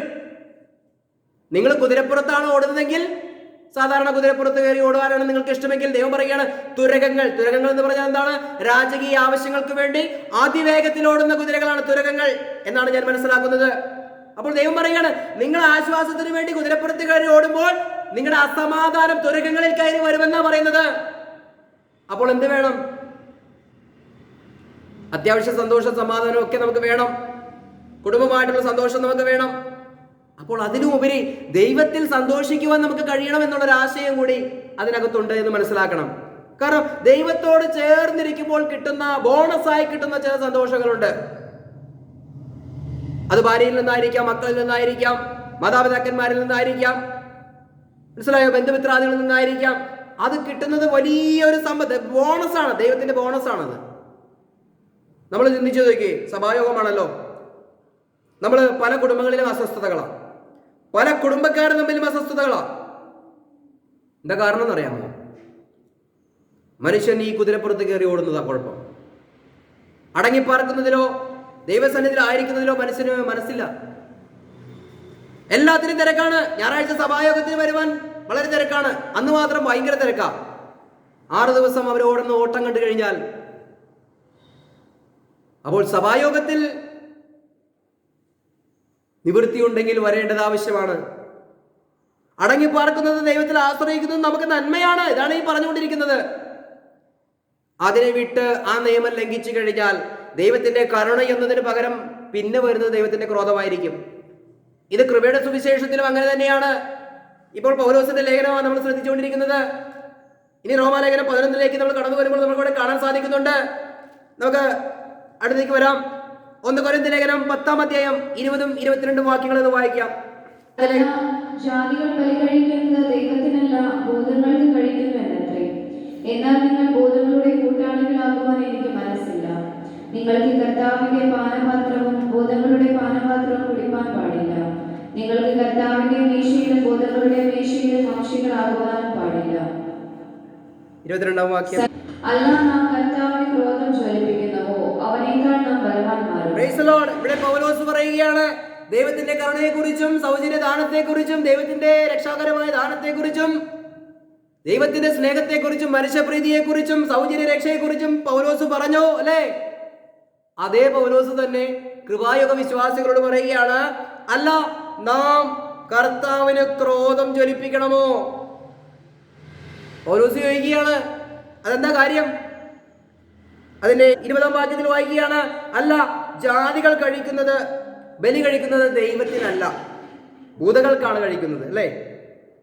നിങ്ങൾ ഭൂതങ്ങളുടെ കൂട്ടാളികളാകുവാൻ എനിക്ക് മനസ്സില്ല. നിങ്ങൾക്ക് കർത്താവിന്റെ പാനപാത്രവും ഭൂതങ്ങളുടെ പാനപാത്രവും കുടിപ്പാൻ പാടില്ല. എന്താ പറഞ്ഞേ? കർത്താവിന് സന്തോഷിക്കുവാനും ലോകത്തിന്റെ ഇമ്പങ്ങളിൽ സന്തോഷിക്കുവാനും എനിക്ക് മനസ്സില്ല എന്ന് പൗലോസ് പറയുകയാണ്. ദൈവത്തിനും മനസ്സില്ല എന്നാണ് ഇവിടെ പറയുന്നത്. അപ്പോൾ നമ്മൾ എന്തിനു വേണ്ടിയിട്ടാണ് ദൈവം വിളിച്ചിരിക്കുന്നത്? ലോകത്തിന്റെ എല്ലാ സന്തോഷങ്ങളിലും 6 ദിവസം ഉരുണ്ടു പേരുടെ ജീവിച്ച് 7-ാം ദിവസം ഇതെല്ലാം പറഞ്ഞ് കർത്താവേ എന്നെ അനുഗ്രഹിക്കണമേ എന്ന് പറഞ്ഞ് തിങ്കളാഴ്ച തുടങ്ങി വീണ്ടും പഴയപടി പോകുവാൻ, അങ്ങനെ ഒരു പരിപാടിക്ക് ദൈവം മനസ്സ് കാണിക്കുന്നില്ല എന്ന് പറയുന്നത് പൗലോസ്. ഇവിടെ പറയുകയാണ്, അല്ല, ദൈവത്തിന് ഇനി ക്രോധം ജ്വലിപ്പിക്കണമോ? എന്തിനാ ദൈവത്തിന് ക്രോധം? സൗജന്യമായി കരുണയോടുകൂടെ ഞങ്ങളെ രക്ഷിച്ചെടുത്ത് അങ്ങ് ഞങ്ങൾക്ക് സ്വർഗം തന്നു, നിത്യജീവൻ തന്നു, എല്ലാം തന്നിട്ട് പിന്നെ ഞങ്ങളുടെ ക്രോധം കാണിക്കാതിരിക്കുന്നതിന്റെ കാരണം എന്താ? അതാ പറഞ്ഞത്, പിശാചുക്കളുടെ കൂട്ടായ്മയിലും ദൈവത്തിന്റെ കൂട്ടായ്മയിലും. എലിയ പ്രവാചകൻ ഒരു പ്രാവശ്യം ചോദിച്ചില്ലേ സ്വന്തം ജനത്തോട്, ബാലാണ് ദൈവമെങ്കിൽ നിങ്ങൾ ബാലനെ ആരാധിക്കേ, അതല്ല കർത്താവാണ് ദൈവമെങ്കിൽ കർത്താവിനെ ആരാധിക്കേ. നിങ്ങൾ എത്രത്തോളം ഈ 2 വഞ്ചിയിൽ കാല് ചവിട്ടി നിൽക്കും? POC ബൈബിൾ വായിച്ചാൽ അത് മനസ്സിലാക്കാൻ സാധിക്കുകയുള്ളൂ. നിങ്ങൾ എത്രത്തോളം 2 വഞ്ചിയിൽ കാല് ചവിട്ടി നിൽക്കുമെന്ന് ചോദിക്കുകയാണ്. ഇന്നത്തെ വിശ്വാസ ലോകത്തിൽ ഒരു 90% ആളുകളും നോക്കിക്കോ, ഈ 2 വഞ്ചിയിൽ കാല് ചവിട്ടിയിരിക്കുക. ദൈവം അസൂയയുള്ള ദൈവമാണ്, ദൈവം ക്രോധപൂർണനാണ്. ദൈവത്തിൽ നാം ക്രോധം ജ്വലിപ്പിക്കണമോ എന്ന് ദൈവത്തിന്റെ വചനത്തിൽ കർത്താവിന്റെ ദാസൻ ചോദിക്കുകയാണ്. Price the Lord. അപ്പോൾ നമ്മുടെ സന്തോഷം, മുഖ്യ സന്തോഷം എന്താണ്? നമ്മുടെ കർത്താവാണ് നമ്മുടെ മുഖ്യ സന്തോഷമെങ്കിൽ, ദൈവത്തിന്റെ വചനമാണ്, അതിന്റെ ആ അനുസരണമാണ് നമ്മുടെ മുഖ്യ സന്തോഷമെങ്കിൽ ദൈവം പ്രസാദിക്കും. അല്ലെങ്കിൽ ദൈവത്തിന് നീരസം ഉണ്ടാകും, ദൈവത്തിന് ജലസുണ്ടാകും, ദൈവത്തിന് ക്രോധമുണ്ടാകും, ദൈവം ബാലശിക്ഷ തരും. ഇന്ന് വിശ്വാസികളായിരുന്നാലും ജീവിതത്തിലുള്ള അസ്വസ്ഥതയ്ക്ക് കാരണം ദൈവവചനത്തിന്റെ വ്യതിചലനമാണ്. ഈ സത്യങ്ങൾ പറയാനല്ലേ ദൈവസഭ ഇവിടെ വെച്ചിരിക്കുന്നത്? ഇത് വിളംബരം ചെയ്യാനല്ലേ ഈ ഓഫീസ് ഇവിടെ തുറന്നിട്ടിരിക്കുന്നത്? Praise the lord, hallelujah. നമുക്ക് താഴേക്ക് 1-2 വാക്യങ്ങളൂടെ വായിക്കാം. 1 തെസ്സലോനിക്ക ലേഖനം 4-ാം അധ്യായത്തിന്റെ 1 മുതൽ 8 വരെയുള്ള വാക്യങ്ങൾ വായിക്കാം. അതിന്റെ 6-ാം വാക്യം ആദ്യം വായിച്ചതിന് ശേഷം 1 മുതൽ 8 വരെയുള്ള വാക്യങ്ങൾ നമുക്ക് ചിന്തിക്കാം. ഈ കാര്യത്തിൽ ആരും അതിക്രമിക്കുകയും സഹോദരനെ ചതിക്കുകയും അരുത്. ഞങ്ങൾ നിങ്ങളോട് മുമ്പേ പറഞ്ഞതുപോലെ ഈ വകയ്ക്കൊക്കെയും പ്രതികാരം ചെയ്യുന്നവൻ കർത്താവല്ലോ. ഞങ്ങൾ നിങ്ങളോട് പറഞ്ഞതുപോലെ ഈ വകയ്ക്കൊക്കെയും ദൈവം പ്രതികാരം ചെയ്യുന്നവരാണ്. ഇനി 1-ാം വാക്യം മുതൽ ഒന്ന് വായിക്കാം. ഒടുവിൽ സഹോദരന്മാരെ, ദൈവപ്രസാദം ലഭിപ്പാൻ തക്കവണ്ണം നിങ്ങൾ എങ്ങനെ നടക്കണമെന്ന് നിങ്ങളോട് ഗ്രഹിച്ചതുപോലെ, ദൈവപ്രസാദം ലഭിക്കുവാൻ തക്കവണ്ണം നിങ്ങൾ എങ്ങനെ നടക്കണമെന്ന് നിങ്ങൾ ഗ്രഹിച്ചതുപോലെ നിങ്ങൾ നടക്കുന്നത് പോലെ തന്നെ ഇനിയും അധികം വർദ്ധിച്ചു വരേണ്ടതിന് ഞങ്ങൾ കർത്താവായ യേശുവിന്റെ നാമത്തിൽ നിങ്ങളോട് അപേക്ഷിച്ച് പ്രബോധിപ്പിക്കുന്നു. കർത്താവായ യേശു ക്രിസ്തുവിന്റെ നാമത്തിൽ അപേക്ഷിച്ച് പ്രബോധിപ്പിക്കുകയാണ്. സഹോദരങ്ങളെ, നിങ്ങൾ എങ്ങനെയാണ് ദൈവത്തെ പ്രസാദിപ്പിക്കേണ്ടത്? അങ്ങനെ തന്നെ നടക്കണം. ഇനി അധികവുമായി അതിൽ നടക്കണമെന്ന് പറഞ്ഞുകൊണ്ട് പൗലോസ് ഉപദേശിക്കുകയാണ്. വായിക്കാം. ഞങ്ങൾ കർത്താവായ യേശുവിന്റെ ആജ്ഞയാൽ ഇന്ന കൽപ്പനകളെ തന്നുവെന്ന് നിങ്ങൾ അറിയുന്നുവല്ലോ. ദൈവത്തിന്റെ ഇഷ്ടമോ നിങ്ങളുടെ ശുദ്ധീകരണം. അപ്പോൾ ദൈവത്തിന്റെ ഇഷ്ടം നമ്മുടെ ശുദ്ധീകരണമാണ്. നിങ്ങൾ ദുർനടപ്പ് വിട്ടൊഴിഞ്ഞ് ഓരോരുത്തൻ ദൈവത്തെ അറിയാത്ത ജാതികളെ പോലെ കാമവികാരത്തിലല്ല, വിശുദ്ധീകരണത്തിലും മാനത്തിലും താന്താന്റെ പാത്രത്തെ നേടിക്കൊള്ളുക. Praise the lord. നിർത്തി വായിക്കാം. ഇവിടെ പറയട്ടോ, ജാതികൾ നടക്കുന്നത് പോലെ അവരുടെ സ്വന്തം ഇഷ്ടത്തിൽ എന്റർടൈൻമെന്റ് ചെയ്ത് നടക്കുവാൻ വേണ്ടിയല്ല നിങ്ങൾ വിളിച്ചിരിക്കുന്നത്. വിശുദ്ധീകരണത്തിലും മാനത്തിലും താന്താന്റെ പാത്രങ്ങളെ നിങ്ങൾ നേടിക്കൊള്ളുക. താഴേക്ക് വായിക്കാം. ഈ കാര്യത്തിൽ ആരും അതിക്രമിക്കുകയും സഹോദരനെ ചതിക്കുകയും അരുത്. ഞങ്ങൾ നിങ്ങളോട് മുമ്പേ പറഞ്ഞതുപോലെ ഈ വകയ്ക്കൊക്കെയും പ്രതികാരം ചെയ്യുന്നവൻ കർത്താവല്ലോ. Price the Lord. ഈ വകയ്ക്കൊക്കെയും പ്രതികാരം ചെയ്യുന്നവൻ കർത്താവാണ്. പ്രതികാരം നിങ്ങൾ ചെയ്യണ്ട, അത് ദൈവത്തിന് വിട്ടേക്കാൻ പൗലോസ് പറയുന്നുണ്ട്. ഇവിടെ പറയുകയാണ്, ഈ കാര്യങ്ങൾക്കൊക്കെയും ലോകജാതികൾ നടക്കുന്നത് പോലെ ന്യൂ ഇയർ വരുമ്പോൾ, ആഘോഷങ്ങൾ വരുമ്പോൾ അതിനിടയിൽ പെട്ടത് എൻജോയ് ചെയ്യുവാൻ ദൈവം നമ്മളെ അനുവദിക്കുന്നില്ല. ദൈവം അനുവദിക്കാത്തത് കൊണ്ടാണ്. താങ്കളുടെ പാത്രങ്ങളെ ആ മാനപാത്രങ്ങളായി നേടിക്കൊള്ളുവാൻ നിങ്ങളെ എങ്ങനെ നടക്കണമെന്ന് ദൈവം ഉപദേശിച്ചത് നിങ്ങൾ ഓർക്കണമെന്നും പറഞ്ഞുകൊണ്ട് ഇതിൽ നിന്ന് വ്യത്യസ്തമായി ചിന്തിച്ചു കഴിഞ്ഞാൽ ഇവിടെ പറയുകയാണ്, ദൈവം തന്നെ ഈ വകയ്ക്കൊക്കെയും പ്രതികാരം ചെയ്യും. താഴേക്ക് വായിക്കാം. ആകയാൽ തുച്ഛീകരിക്കുന്നവൻ മനുഷ്യനെയല്ല, തന്റെ പരിശുദ്ധാത്മാവിനെ നിങ്ങൾക്ക് തരുന്ന ദൈവത്തെ തന്നെ തുച്ഛീകരിക്കും. Price the Lord. ഈ ഉപദേശത്തെ തുച്ഛീകരിക്കുന്നവർ എന്നെയല്ല തുച്ഛീകരിക്കുന്നത്. ശമൂവേലിനോട് ദൈവം പറഞ്ഞല്ലേ, ശമൂവേലേ, നിന്നെയല്ല അവർ തള്ളിക്കളഞ്ഞത്, എന്നെ തന്നെയാണ്. നിന്നെയല്ല, നീ വചനം പറഞ്ഞു, നിന്റെ വചനത്തെ അവർ തള്ളിക്കളഞ്ഞു. അത് നിന്നെയല്ല തള്ളിക്കളഞ്ഞത്, സാക്ഷാൽ ദൈവം തമ്പുരാനെ തന്നെയാണ് തള്ളിക്കളഞ്ഞത്. ഇവിടെ എന്താ പറഞ്ഞത്? തുച്ഛീകരിക്കുന്നവൻ മനുഷ്യനെയല്ല തുച്ഛീകരിക്കുന്നത്. ഞാൻ ജിനേഷ് എന്ന് പറയുന്ന ഒരു മനുഷ്യനെയല്ല ദൈവസഭ തുച്ഛീകരിക്കുന്നത്. ഇത് കേൾക്കുന്നവർ തള്ളിക്കളയുന്നെങ്കിൽ തുച്ഛീകരിക്കുന്നത് ദൈവത്തിന്റെ വചനത്തെയും ഇത് നമുക്ക് നൽകിയ ദൈവത്തിന്റെ പരിശുദ്ധാത്മാവിനെയുമാണ് തുച്ഛീകരിക്കുന്നത്. ദൈവത്തെ നമ്മൾ നിസ്സാരവൽക്കരിക്കുകയാണ് ദൈവത്തിന്റെ ആലോചന കേൾക്കാതെ വരുമ്പോൾ. അതുകൊണ്ട് പ്രിയമുള്ളവരെ, നമ്മുടെ സന്തോഷം, മുഖ്യ സന്തോഷം കർത്താവിലായിരിക്കണം, ദൈവവചനത്തിലായിരിക്കണം, അതിന്റെ വ്യവസ്ഥയിലായിരിക്കണം, കുടുംബത്തിലായിരിക്കണം, കുടുംബജീവിതത്തിലായിരിക്കണം, ദൈവസഭയിലായിരിക്കണം. അങ്ങനെ ഒരു കൃത്യത പാലിച്ചു കഴിഞ്ഞാലുണ്ടല്ലോ, വളരെ സമാധാനത്തിലും സന്തോഷത്തിലും ആയിരിക്കുവാൻ ദൈവം നമ്മെ സഹായിക്കും. റോമാലേഖനം 11:22 വാക്യം കൂടി ഒന്ന് വായിക്കാം. അത് POC ബൈബിളിൽ വായിച്ചാൽ മാത്രമാണ് വ്യക്തത, എങ്കിലും സത്യവേദപുസ്തകത്തിൽ നിന്നും വായിക്കാം. റോമാലേഖനം 11:22 വാക്യം. ആകയാൽ ദൈവത്തിന്റെ ദയയും ഖണ്ഡിതവും കാണുക. വീണവരിൽ ദൈവത്തിന്റെ ഖണ്ഡിതവും, നിന്നിലോ നീ ദയയിൽ നിന്നാൽ ധൈര്യം തന്നെ, അല്ലെങ്കിൽ നീയും ക്ഷേമിക്കപ്പെടും. Price the Lord. ഇവിടെ എന്താ പറയുന്നത്? റോമാലേഖനം 11 ജാതികൾക്ക് കൈവന്ന രക്ഷയെക്കുറിച്ച്, ഈ ജാതികളോട് ഇത്രയും സൗജന്യമായി രക്ഷ കൊടുത്തിട്ട് അത് തള്ളിക്കളയുന്നവരോട് ദൈവം പറയുകയാണ്, ദൈവത്തിന്റെ ദയയും ഖണ്ഡിതവും നിങ്ങൾ ഓർക്കണം. അതിന്റെ POC ബൈബിളിൽ 11:22 വാക്യത്തിൽ ഇങ്ങനെയാണ് വായിക്കുന്നത്: അതുകൊണ്ട് ദൈവത്തിന്റെ കാരുണ്യവും കാഠിന്യവും നിന്റെ ശ്രദ്ധയിലിരിക്കട്ടെ. കണ്ടോ? ദൈവത്തിന്റെ കാരുണ്യവും ദൈവത്തിന്റെ കാഠിന്യവും നിങ്ങളുടെ ശ്രദ്ധയിലിരിക്കട്ടെ. വീണവനോട് കാഠിന്യവും ദൈവത്തിന്റെ കൃപയിൽ നിലനിന്നാൽ നിന്നോട് കാരുണ്യവും അവിടുന്ന് കാണിക്കും. ഇത് ദൈവമാണ് പറയുന്നത്, ദൈവത്തിന്റെ വചനമാണ് പറയുന്നത്. ഇത് എടുത്തു പറയുന്നത് എന്നെ തുച്ഛീകരിച്ചാൽ, 21-ാം നൂറ്റാണ്ടിലാണോ ഈ ഉപദേശം കൊണ്ടുവന്നിരിക്കുന്നത്? എന്നോട് ചിലർ പറഞ്ഞിട്ടുണ്ട്, ജിനേഷ് ഈ നൂറ്റാണ്ടിലും ജീവിക്കേണ്ട മനുഷ്യനല്ല, ഒരു 19 വർഷം മുന്നെങ്കിലും ജീവിച്ച് മരിച്ചു പോകേണ്ട മനുഷ്യനാണെന്ന് എന്നോട് പറഞ്ഞിട്ടുണ്ട് ചിലർ. കാരണം എന്താണെന്നറിയാമോ? ഇന്നത്തെ കാലത്ത് ഇതൊന്നും പറഞ്ഞാൽ വില പോവുകയില്ല എന്നുള്ളതാണ് അവരുടെ ചിന്ത. അപ്പോ അല്ലേ, ഒരു പഴയ മനുഷ്യനാണ് ജിനേഷ് എന്നാണ് ഇവരൊക്കെ പറയുന്നത്. Price the Lord. എനിക്കതിൽ സന്തോഷമേ തോന്നിയുള്ളൂ. ചിലർ പറഞ്ഞിട്ടുണ്ട് അടുത്ത്, ഒരു 19 വർഷം മുന്നേ ജിനേഷ് ജീവിക്കേണ്ട ആളായിരുന്നു. കാരണം ഒരു 50 വർഷം ചിന്താഗതി പുറകോട്ടാണെന്നാണ് പറയുന്നത്. പക്ഷേ ദൈവത്തിന്റെ ചിന്താഗതി എന്നെക്കാളും 2000, 2500, 3000 വർഷം പിന്നിലാണ് കിടക്കുന്നത്. ദൈവം ഇസ്രായേലിനോട് പറയുകയാണ്, നിങ്ങളെ വെട്ടിയെടുത്ത കരിഗർഭത്തിലേക്കും നിങ്ങളെ സൃഷ്ടിച്ചെടുത്ത ആ കുഴിയിലേക്ക് നിങ്ങൾ നോക്കണം. ദൈവം 50 വർഷമോ 60 വർഷമോ പുറയിലേക്ക് നോക്കാനല്ല പറഞ്ഞത്. ഇസ്രായേലോട് ദൈവം പറയുകയാണ്, നിങ്ങളെ വെട്ടിയെടുത്ത ഗർഭത്തിലേക്ക് നോക്കണം.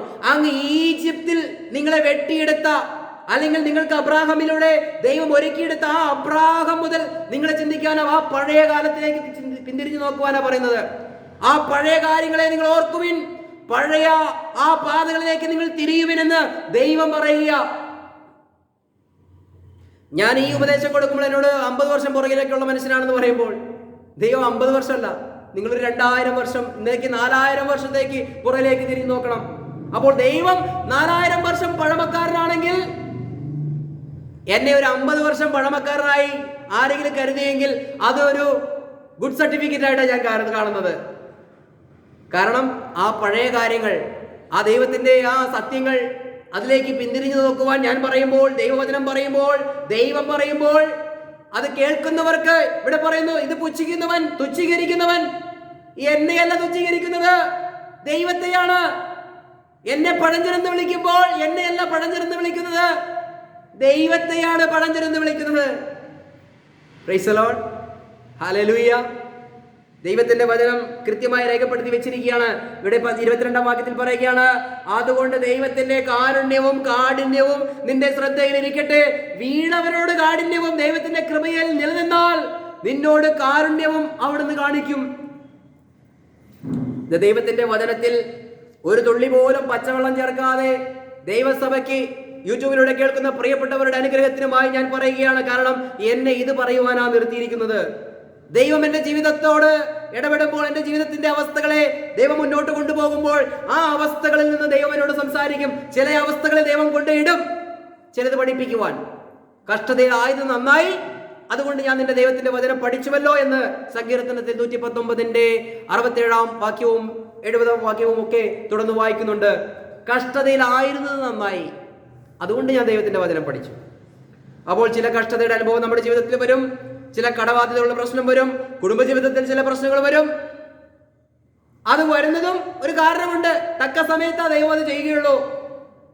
ദൈവത്തിന്റെ വചനം വിട്ട് പുറകോട്ട് പോകുമ്പോൾ അവിടെ ദൈവം പ്രവർത്തിക്കും.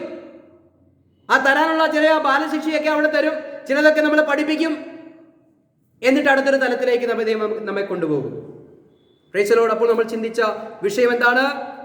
ദൈവത്തിന്റെ കാരുണ്യവും ദൈവത്തിന്റെ കാഠിന്യവും. റോമാലേഖനം 11-22 വാക്യത്തിലാണ് ഇത് കിടക്കുന്നത്. അപ്പോൾ തന്നെ നിനവയോട് ദൈവം ഇടപെട്ട 2 വിധങ്ങൾ. ഒന്ന്, ദൈവത്തിന്റെ മഹാകരുണയിൽ അവരെ രക്ഷിച്ചെടുത്ത ചരിത്രം. 2, അവർ വഴിവിട്ടുപോയപ്പോൾ ദൈവം കൊടുത്ത സാവകാശം, ആ ദൈവം കൊടുത്ത ആനുകൂല്യം പ്രയോജനപ്പെടുത്താതിരുന്നപ്പോൾ അവർക്ക് ദൈവം ക്രോധപൂർണനായ ദൈവമായി തീർന്നു, അവരെ ശിക്ഷിക്കുന്നവനായി തീരുന്നു, ഉഗ്രകോപം ചൊരിയുന്നവനായി തീരുന്നു.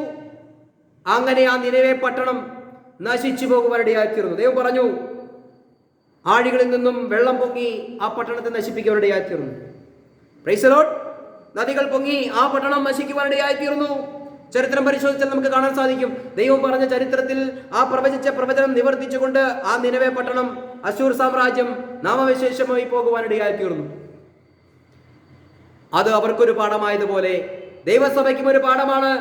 രക്ഷിക്കപ്പെട്ടു, കൃപയാൽ രക്ഷിക്കപ്പെട്ടു, ഇനി എങ്ങനെ വേണമെങ്കിലും ജീവിക്കാം, രക്ഷിക്കപ്പെട്ടല്ലോ, രക്ഷ നഷ്ടപ്പെടില്ലല്ലോ എന്നൊക്കെ പറഞ്ഞ് ഇനി തോന്നിയ പോലെ ജീവിക്കാം എന്ന് പറയുന്നതുകൊണ്ട് ദൈവത്തിന്റെ വചനം പറയുകയാണ്, ദൈവത്തിന്റെ കാരുണ്യവും ദൈവത്തിന്റെ കാഠിന്യവും നിങ്ങളുടെ ശ്രദ്ധയിലിരിക്കട്ടെ. വിശ്വസ്തയോടെ നിലനിന്നാൽ നിന്നോട് കാരുണ്യം ദൈവം കാണിക്കും, അവിശ്വസ്തതയിൽ തുടർന്ന് നിന്നോട് ദൈവം കാഠിന്യം കാണിക്കുമെന്ന് തന്നെയാണ് ദൈവത്തിന്റെ വചനം പറയുന്നത്. അതുകൊണ്ട് ഈ ഒരു പുതുവത്സരത്തിൽ ദൈവത്തിന്റെ കാരുണ്യം ലഭിക്കുവാൻ വേണ്ടി, ദൈവത്തിന്റെ കരുണയിൽ ജീവിക്കുവാൻ വേണ്ടി ദൈവത്തിൽ തന്നെ ആശ്രയിച്ചു കൊള്ളുക, ദൈവത്തിന്റെ കരുണയിൽ മാത്രം ആശ്രയിച്ചു കൊള്ളുക. ദൈവത്തിന്റെ പറയപ്പെട്ട വചനം ശ്രദ്ധിച്ച് അതനുസരിക്കുവാൻ ദൈവം എല്ലാവരെയും അനുഗ്രഹിക്കട്ടെ എന്ന് പറഞ്ഞുകൊണ്ട് ഞാൻ എൻ്റെ വാക്കുകൾ നിർത്തുന്നു. ദൈവം എല്ലാവരെയും അനുഗ്രഹിക്കട്ടെ. Price the Lord.